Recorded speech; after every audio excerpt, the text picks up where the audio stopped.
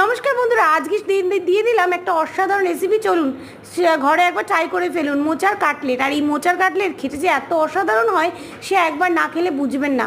মাছ নেই, মাংস নেই, কিছুই নেই, মোচা আছে তো মোচা দিয়ে করে ফেলুন মোচার কাটলেট।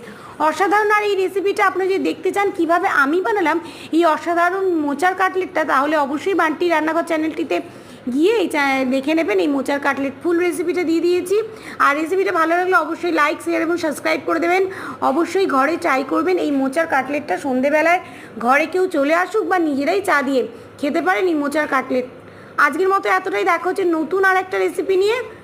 সঙ্গে থাকুন, দেখতে থাকুন। বান্টির রান্নাঘর চ্যানেলটি সাবস্ক্রাইব করে রাখুন আর অল বেলটি অবশ্যই প্রেস করে রাখুন। তাহলে চলুন চা নিয়ে বসে পড়ি এই মোচার কাটলেট খেতে।